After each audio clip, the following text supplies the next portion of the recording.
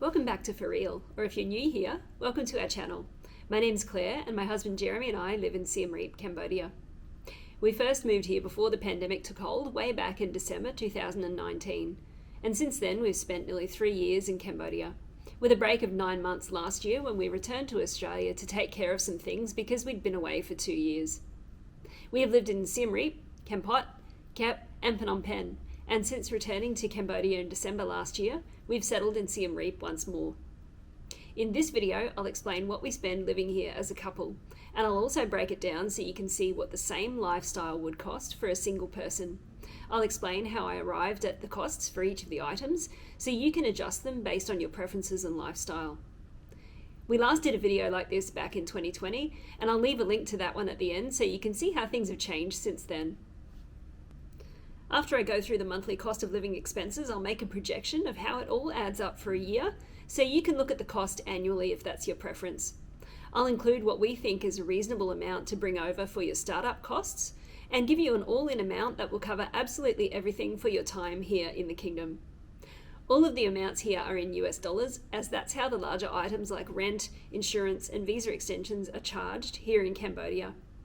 Please use a site like xe.com to get an accurate real-time conversion if you prefer to see the amount in a different currency. Sit tight, as a lot of information is about to come your way. Let's get started. Alright, first up, let's look at accommodation. Our current monthly rent in our new apartment is $175 a month. That includes Wi-Fi, bike parking, CCTV, garbage collection, and cleaning of the common areas such as the stairwell and the bike parking area. It's not the cheapest apartment we've had in Siem Reap though. Before we moved to Kampot in 2021, we lived in an apartment that cost $160 a month. I'll leave a link to a video of that place in the description of this video. Prices have still not bounced back from COVID, and bargains are still out there, so the prices are still quite low, I think. The apartment we have now is better than the one that was $160 for a number of reasons. So firstly, it has a better layout, it's in a better location, it's better in terms of energy efficiency, it has better security, we have our own washing machine, whereas in the other one it was shared, and last but not least, it has very, very good Wi-Fi. So for $15 a month more, we feel that it's a much better deal. I'll do an apartment tour soon, and you'll be able to watch that and decide for yourself. Just to give you a bit of background on the different apartments we've lived in, the apartment we're now in is our 6th in Siem Reap. In Kampot, we paid $200 a month. That place had a pool. In Kep, we paid $80 a week for 4 weeks, but that was a bit different because it was a weekly stay in a little villa in a garden resort setting, and it included electricity and water, so it was, there was no lease or anything, it was just an agreement directly with the owner. In Phnom Penh, we paid $500 a month for a fantastic apartment with a pool, gym, and amazing views in Tultampong. And we've also got a playlist of all of our apartment tours, so if you want to look at any of those, you can just go to the playlist and they're all there. You can find apartments in Siem Reap starting at $40. They're very basic, but they're out there if you are happy to live that kind of lifestyle. You can see there's quite a range of options available. Just a note about Wi-Fi though, apartments will generally come with Wi-Fi, but houses are less likely to include it. In those cases, you'll need to set up your own connection or live off your mobile hotspot depending on how much Wi-Fi you tend to use. As I mentioned earlier, I will break down the cost for a single person, but obviously the rent will stay the same here whether you're a single or a couple. Next on the list are the utilities, and we'll look at water first. So water supply to your apartment is either charged as a flat monthly fee or by usage. When you're charged a flat monthly fee, it's usually $5. In apartments, when we billed per cubic metre for our usage, it always costs less than $5. So $5 is as much as you'll need to pay or as much as you'll need to budget for water. Bear in mind that this is the water for the shower, toilet, washing machine, the basins in the apartment, not drinking water. We'll get to that a bit later. Very rarely you'll come across apartment owners who want to charge $5 per person for water supply, and I think that's too much. Okay, next up is electricity. And of all the items that I'll discuss today, the monthly electricity bill is the most controversial. Why? Air conditioning. Some people wear their lack of aircon use like a badge of honour and look down on us mere mortals who like a bit of AC in the evening. Whatever your choice though, you'll get no judgment here. There are two things to remember though. Number one, it gets incredibly hot in Cambodia, and number two, electricity is one of the very few things that is more expensive in Cambodia compared to the rest of the world. The usual charge is 1,000 Riel per kilowatt hour, or 25 cents. Do not sign a lease on a place that charges more than this. It's rare, but it does happen. If you like to sleep in aircon comfort, when you go apartment hunting, do not be seduced by a place with a huge bedroom. And many of them do have big bedrooms. Think of all that space that you'll be cooling down every night unnecessarily. It will end up costing you. Same thing if you fall in love with a traditional house that has gappy walls and no ceilings in the bedrooms. All that cool air that your air conditioning will slip through the cracks and leave you with a big electricity bill. We only use the aircon at night and keep it set to about 24 or 25 degrees. Our electricity bill is $60 a month for the two of us, and I estimate that it would be around $40 for a single person. Right, now that's out of the way, we can look at two of the more boring but necessary expenses, visas and insurance. Let's look at the cost of visas first. You will have entered Cambodia on an E-type visa, not a tourist visa, and what we're talking about in this section is the cost associated with extending that visa for a period of 12 months. I don't want to get into a discussion about the different visa types and who's eligible and all that kind of thing, but I would suggest going for a 12 months extension if you can, as it's the longest, and that means the most infrequent visa dealings.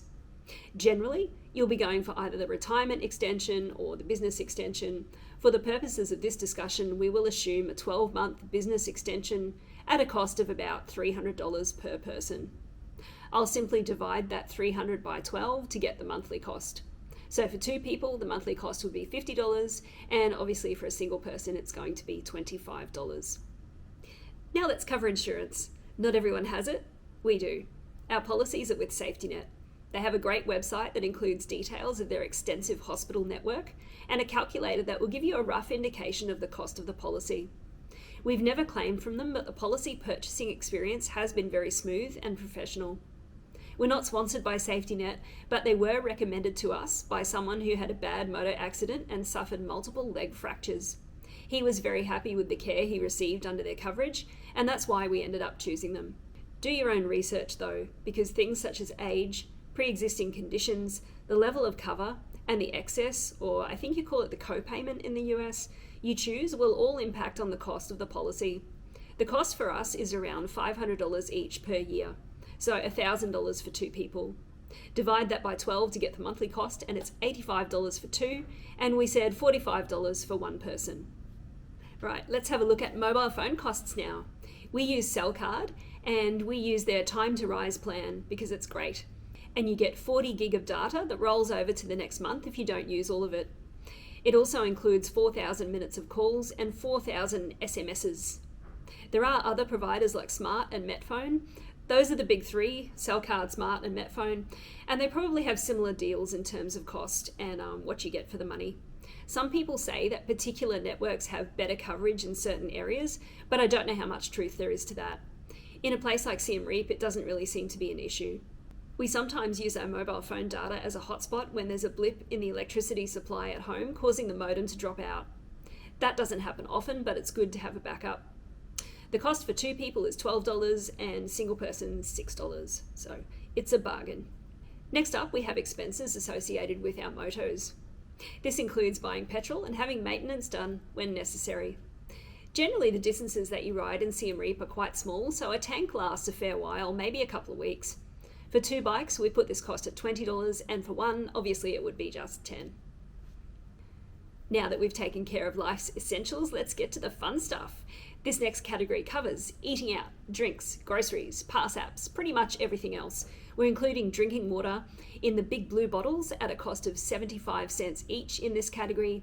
We're including everything we buy at the supermarket, such as washing detergent, toothpaste, soap, coffee, that kind of stuff. Fruit and veg that we buy at the local market. We're also including one meal out each day, as we generally eat breakfast and lunch at home. Our evening meal usually costs $3 or $4 for each person, plus a beer each, so it ends up costing about $8 or $10 on average per night. If you want to see the sorts of places that we eat in that price range, you can look at the video that I did recently of Tapple Road, and it shows you a number of restaurants where the meals are within that price range.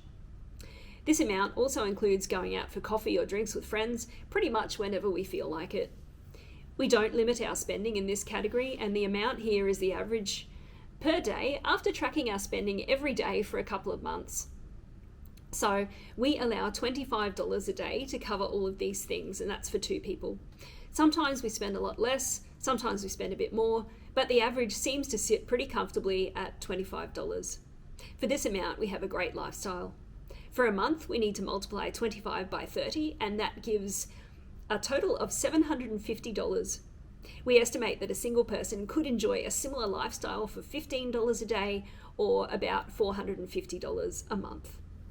So how does it all add up?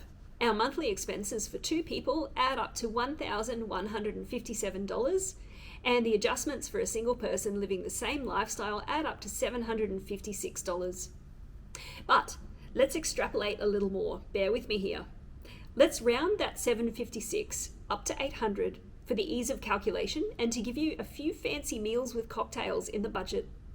Now let's multiply that monthly amount of $800 by 12 to get an annual figure. That comes to $9,600 for the year. Let's round that figure up to $10,000 to give you a few trips to other places in Cambodia during the year.